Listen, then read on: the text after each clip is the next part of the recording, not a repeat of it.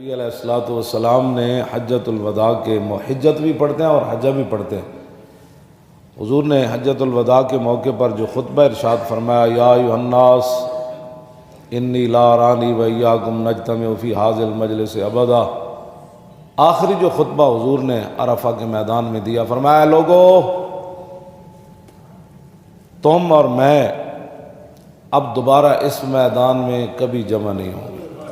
یعنی معنی یہ ہے کہ اب یہ میرا آخری حج ہے، اس کے بعد میں ظاہری دنیا سے تشریف لے جاؤں گا۔ یہ خطبے تم نے ٹی ویوں پر چلائے ہوتے نا تو پھر 6 سالہ بچیوں سے کوئی ریپ تو نہ کرتا نا۔ تمہیں تو اسلام سے اتنا ویر ہے کہ تم تو قرآن نکال رہے ہو، حدیثیں نکال رہے ہو، جو اسلام کی بات کرتا ہے تم اس کو دہشت گرد قرار دیتے ہو۔ میرے آقا نے اس کے بعد فرمایا کہ میں اور تم کبھی بھی دوبارہ اس میدان میں جمع نہیں ہوں گے ظاہری حیات میں، لہٰذا ان دماءکم و اموالکم و اعراضکم حرام علیکم کحرمت یومکم ھذا فی بلدکم ھذا فی شہرکم ھذا۔ فرمایا کہ تمہارے خون، تمہارے مال، تمہاری عزتیں ایک دوسرے پر ایسی حرام ہیں جس طرح یہ آج کا دن تمہارے لیے حرمت والا دن ہے، جس طرح یہ مہینہ تمہارے لیے حرمت والا مہینہ ہے، جس طرح تمہارے لیے یہ شہر حرمت والا شہر ہے۔ کیا جی، خون بھی، مال بھی اور عزت ہے، انہی پر ہی لڑائی ہوتی ہے، انہی پر ہی قتل ہوتے ہیں، انہی پر ہی لوگ ریپ کرتے ہیں، انہی پر ہی لوگ زنا کرتے ہیں، انہی کی وجہ سے لوگ شرابیں پیتے ہیں، انہی کی وجہ سے لوگ رشوتیں، پیسے لینا ہے لوگ غیروں کے، لوگ رشوتیں لیتے ہیں، لوگ جناب سود لیتے ہیں، لاجائز منافع خوری۔ حضور نے فرمایا خبردار ہو جاؤ، تمہارا ان دماءکم و اموالکم و اعراضکم حرام علیکم کحرمت یومکم ھذا فی بلدکم ھذا فی شہرکم ھذا۔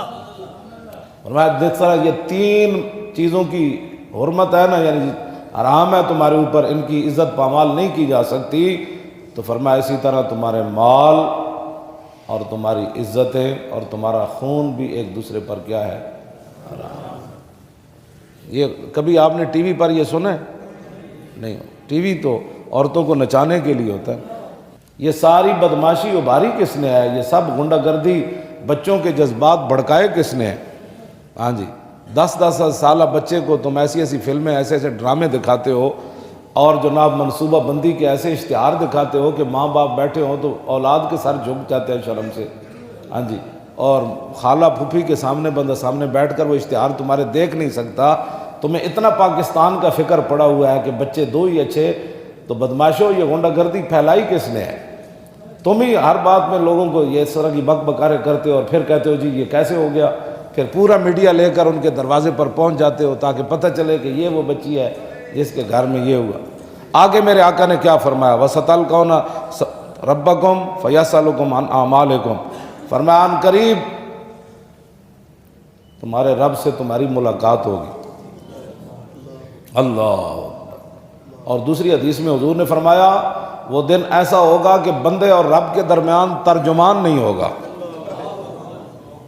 اس دن پھر پتہ لگنا ہے نا، آپوں ظلم نہ، میاں صاحب یہ تھی گل کی تھی، آپوں ظلم نہ کرنا کوئی تے فضا اکبر تھیں ڈرنا، تے جس دن آپ عدالت بیسی تل تل لکھیا بھرنا۔ ان قریب تمہارے رب سے تمہاری ملاقات ہوگی۔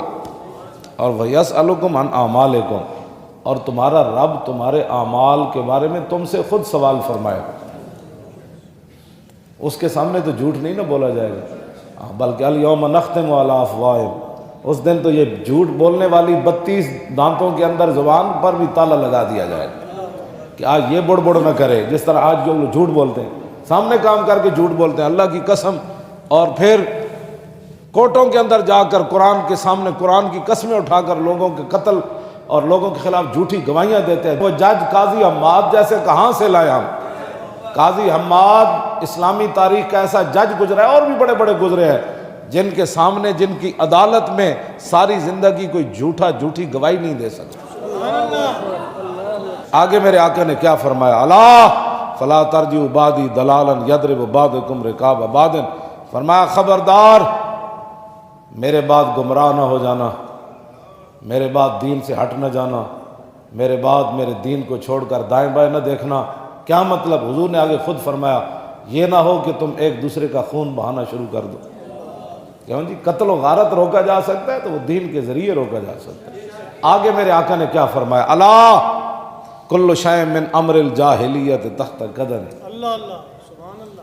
موضوع کیوں جی؟ اب بات ختم، کوئی ادھر سے لو سب مذاہب کی باتیں سنو۔ میرے آقا نے کیا بات فرمائی؟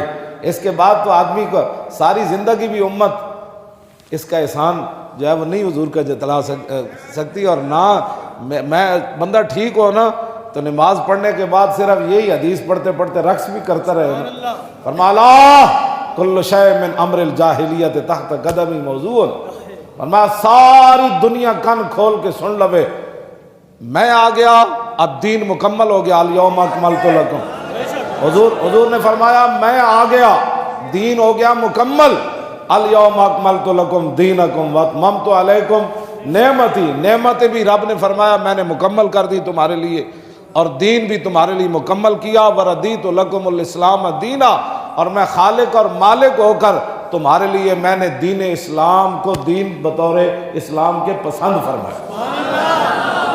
جن کو اسلام کہتے ہوئے شرم آتی ہو، ہمیں تو شرم آتی ہے، ٹی ویوں پر بیٹھ کر کرتے ہیں، تو تمہارے کرتوت جو اچھے نہیں ہیں تو تمہیں شرم کیسے آتی؟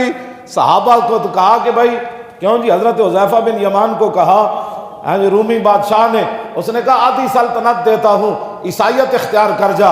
آپ نے فرمایا آدھی نہیں، پوری دے دے، پھر پوری دے دے، پھر پورا عرب دے دے۔ تو آنکھ جھپکنے کی بھی دیر میں اپنے نبی سے بے وفائی نہیں کر سکتا۔ توجہ۔ تو جب تم نے اسلام کو بنایا ہو چائے کی پیالی پر، تم یہود و نصارہ کے سامنے جاتے ہو تو کہتے ہو ٹھیک ہے ہم ممتاز قادری کو پھٹے لگا دیں گے۔ جب تم نے ورلڈ بینک سے قرضے لینے ہوتے ہیں تو ٹھیک ہے ہم اپنی قوم پر اتنا سود اور ڈال دیں گے۔ بدماشو، تمہیں تو دین کا پتہ ہی نہیں ہے، تم نے تو دین کو تباہ اور برباد کیا ہوا ہے، تمہیں تو دین کی قدر و قیمت کو کوئی نہیں پتا۔ آج پوری سلطنت دے دے، فرمایا پورا عرب دے دے، تو مجھے پوری دنیا دے دے، کیوں جی؟ تو میں اپنے نبی سے طرفت عین دو معنی، ایک آنکھ بند ہو کے پھر آنکھ بند ہوئے تو پھر کھل جائے، تو دوسرا اے جڑا اندر آیا نا ڈھیلا، اے انج ہو جائے، اس کو بھی طرفت عین عربی میں کہتے ہیں۔ فرمایا جتنی اتنی دیر لگتی ہے نا اس کے ادھر ادھر ہونے میں، اتنی دیر میں اپنے نبی سے بے وفائی نہیں کر سکتا۔ تو جب تم نے قوم کو کھلونا بنایا، تمہیں کیا پتا ہے رسول اللہ کا دین